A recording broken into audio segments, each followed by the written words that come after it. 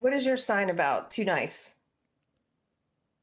Oh, well, it almost kind of relates to the book club pseudo rant yesterday.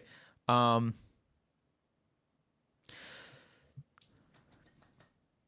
okay, you know the Big Five personality test. There's the agreeableness scale Yes. is one of the five facets of the Big Five personality.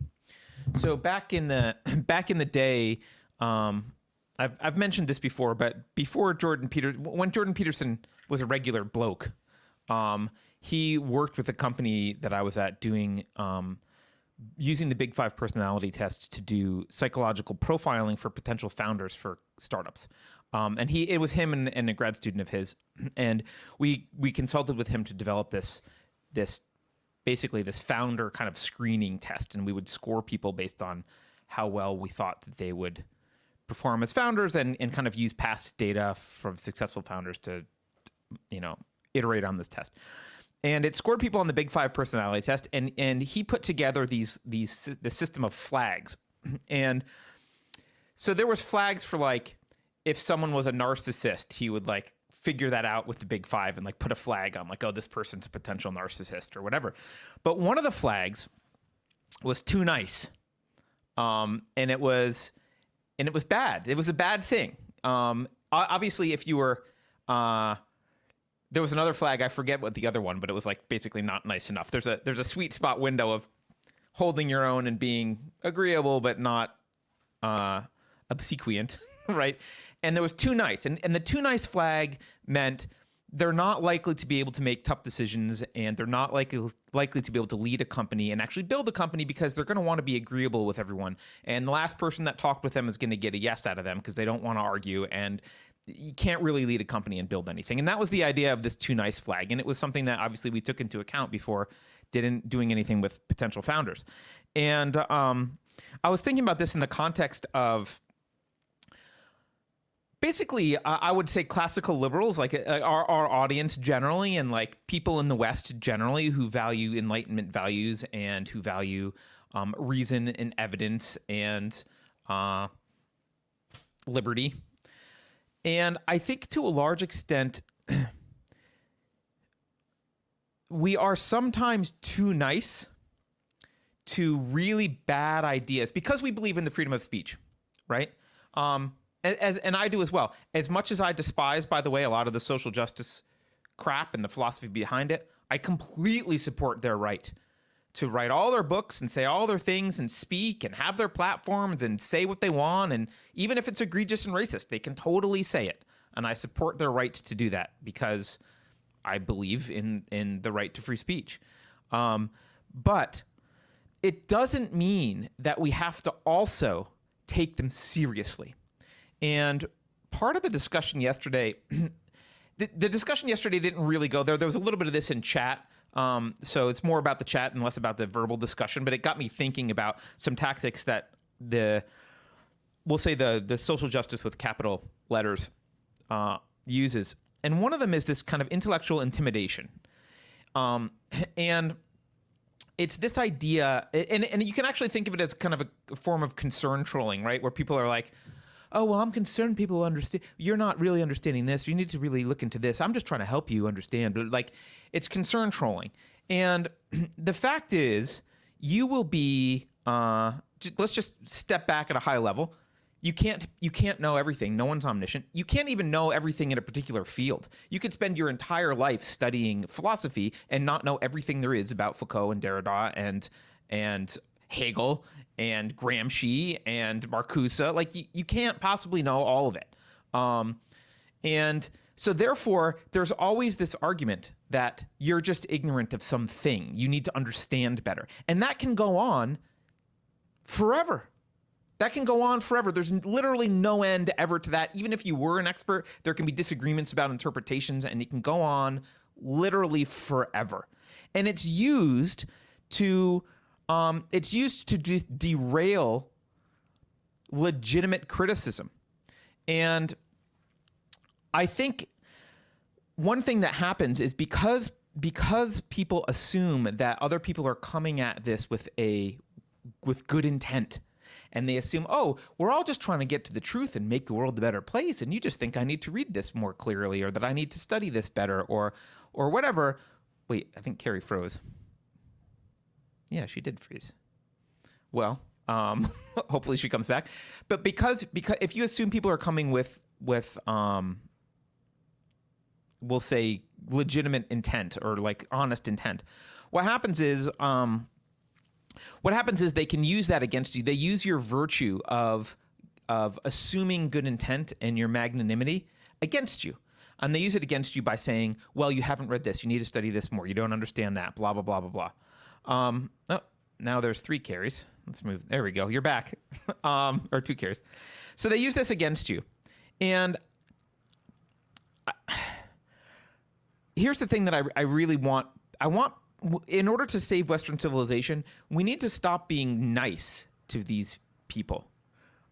We need to stop. It doesn't mean we need to say that they can't speak, but we need to stop letting them distract us and be too nice and accommodating to them. Because if someone runs up to me and says, for example, hey, we should have a system whereby their sins are judged. You're judged by the sins of your father and the sins of your race, and that's how we should formulate a system of justice. I understand where I believe the concept of justice comes from, where ethics derives from. I understand it to be something that is how you judge people's actions. It requires choice, right? Morality requires choice. A squirrel that picks up a nut is not doing anything moral or immoral because it's just acting off of instinct. But when humans have a choice and they make a choice to do something, that's when the concept of right and wrong come in. It's when you have a choice. If you're a Christian in the audience, that's why I think the Christian argument would be that's why God gives you free will. He needs you to you can't be virtuous if he doesn't give you the choice to make the virtuous choice. Otherwise, you're just an automaton. You're just a robot. So choice is an individual thing. Choice is your own brain. You make a decision. You have free will. You make a decision. So if someone comes to me and they say, this is what the system should be. We should judge people based on blah, blah, blah, blah, blah. You're white, therefore you're responsible for slavery, and you're black, and therefore this, and blah, blah, blah. And I reject that. And then they say to me, well, you just don't understand the nuance of the argument. You really need to read this person, this black feminist, and you need to read this, and you need to read Marcuse, and you need to read Crenshaw, and you need to read blah, blah, blah. Here's all the things you got to read. Then you'll understand it. I don't have to read all that. That's busy work to distract me because I already know the conclusion is false. It's just like if they come to say 2 + 2 can be 5. I don't need to understand the philosophy to argue against that. 2 + 2 cannot be 5. Bridges fall down. You can't operate in reality off of that. I understand why. I'm not obligated to go read the voluminous babble that's been written that would somehow, quote, justify 2 + 2 is 5. Because it's unjustifiable. And it's a task, it's a fool's errand to spend your entire time trying to refute utter garbage. If the conclusions are garbage, it is not required to roll your sleeves up and dig through the trash to try and explain to people why they're garbage. The conclusions, you can judge based on the conclusions. If you have a moral system that, for example, justifies murder, go do your homework. I don't need to read about your moral system and understand exactly where you went wrong. You do. I don't need to take it seriously. I don't need to dive into it and understand it. I don't need to. The onus is not on me. And I said something yesterday that someone pushed back on. I said the onus is on the professors and the academics to explain this stuff in an actionable way. And someone said, the onus isn't on me. I don't have to. I will retract that. You don't have to. But if you don't, you should fully expect rational, smart people to reject out of hand your claims. You don't need to be taken seriously. We can dismiss you as an utter crank because if you are off doing your thing in academia and you don't think you need to make it explainable or applicable to anyone in any real way, and other people have applied it and what they've applied makes it absolutely ridiculous and immoral, and we push back on that, well, if you want us to not push back on it, you got to make it understandable and clear in some way that is defensible. You can't hide behind, I'm sorry, but you need to read all of Foucault. That's not an argument. You can't do that. That's not how that works. Your job, if you're in academia, is to work on stuff that actually can make a difference in reality. That's what you should be doing. I know no one's told you that before. I know people have said your job is to sit around and navel gaze and write PhD theses and pontificate about stuff that makes no difference to anyone in the world ever and has no relation to reality. And maybe people can pay you that who are super rich. They can pay you for that and they think it's amusing. But no one else gives a shit if that's what you're doing. We don't care. Society doesn't care about your crap. We care about the application of your crap. And if you're arguing that the application doesn't make sense and that we really need to go get our PhD in philosophy to understand the complicated nuances of why racism is good, F you. Your job is to explain it to us. And if you can't, find someone else to. And if they can't, and if you don't like the way they're explaining it, you've got to do it yourself. And if you don't, we don't have to take you seriously. You're welcome to sit in your corner and babble all you want and write all the crap that you want. But we are not obligated to take anything you say seriously. And I think we are being, as a society, as a liberal, and I'm using a classical liberal, we are being too nice. We are being too nice to these people. We're being too nice to academicians who sit around saying, well, I didn't really mean there's no objective truth. I didn't really mean that you could just, dreams were equivalent to knowledge. Like, I didn't actually, you're just not understanding the nuance. F you. We don't have to be nice to you. We don't have to listen to you. What you are spewing is absolute nonsense. It's complete and utter nonsense. And if you can't explain how it's not nonsense and how it actually helps us in the real world, we don't have to listen to you, and nor should we, because listening to you is what is destroying the West. It's making us, we're wasting our time trying to lend credence to these horrible ideas. And meanwhile, we've got radical racists taking over our entire political system. I'll stop. I know that was a long rant. I had a couple of comments. So someone in chat said, don't even try, Gary. They can see that you're like, I know. I'll stop.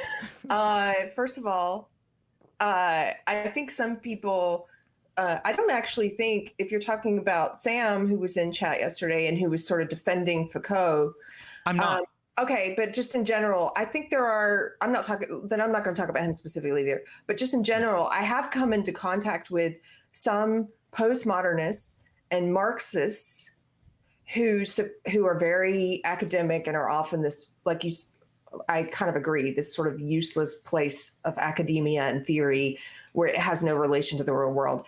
I debated a Marxist a few years ago on another podcast. It ended up not airing, but it was the hardest conversation to have because he was an avowed Marxist. I think he's also a avowed postmodernist. I can't remember, but he didn't believe in objective truth, and he said that. So we didn't have anywhere to go. So why have a discussion? Right. So we didn't have anywhere to go from there. But my point is, I've met some self-described Marxists and postmodernists who oppose social justice ideology, this new beast of an ideology that everybody's trying to help define. They oppose it. And this is the weird part. They oppose it and they also get really angry when you compare it to Marxism the way that I do, or when you compare it to postmodernism, because they draw a distinction between, like I do, and it's almost like they can't hear you saying that you draw a distinction too, but they draw a distinction obviously between classical Marxism and this new social justice identity power kind of Marxism. And they draw a distinction between the old postmodernists and then like what Helen and James in their book called applied postmodernism is what they're trying to call social justice.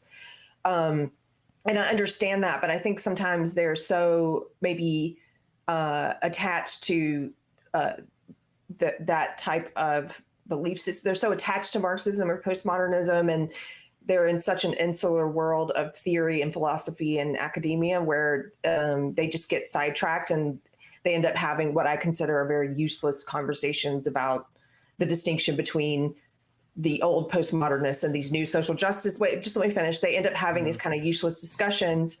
And so I don't really care. For example, I don't really care. I'm glad to hear someone like Sam explain what he thinks they got wrong about Foucault. But either way, Foucault's ideas are being used by these new applied postmodernists or these new social justice people. It doesn't matter if they're getting them wrong, they're using it.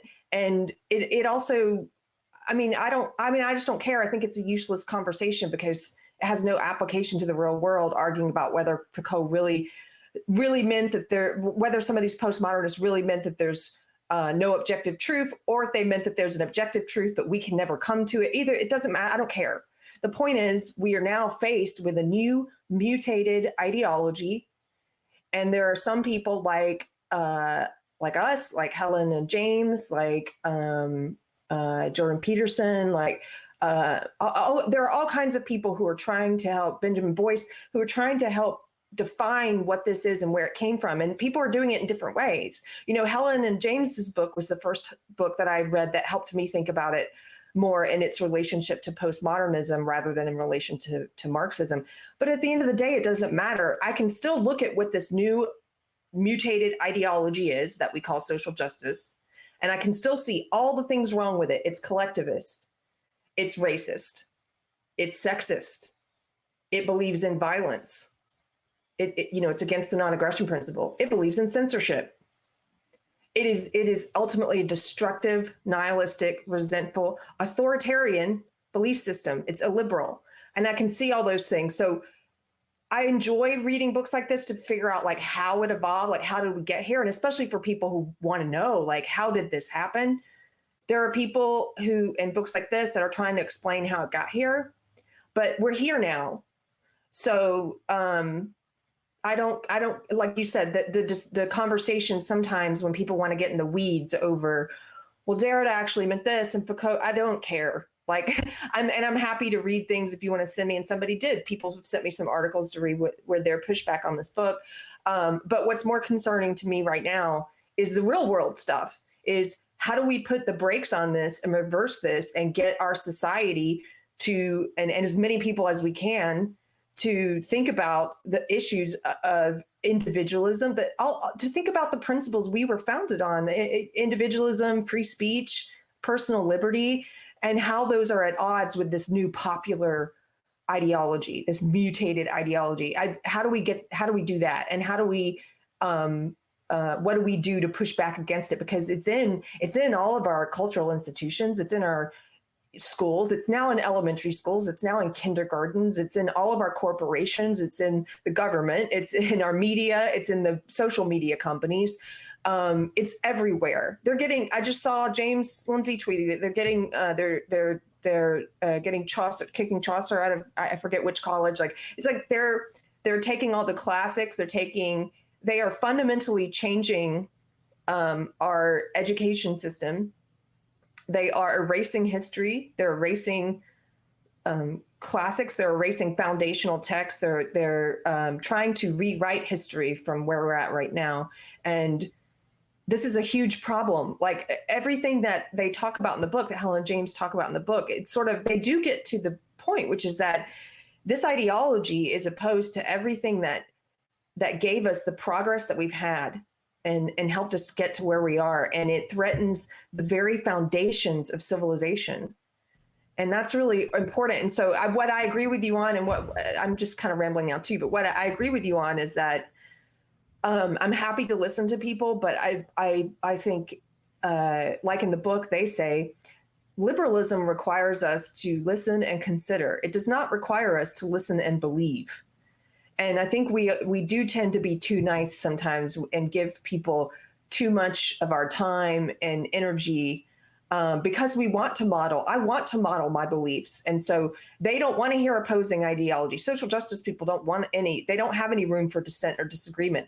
As a liberal, I want to model what I believe, which is I'm willing, obviously, I think you should be able to speak your social justice racism and your disgusting evil ideas. And if you seem open and want to have a conversation with me, I want to do that. I want to model that because it's so rare that they do.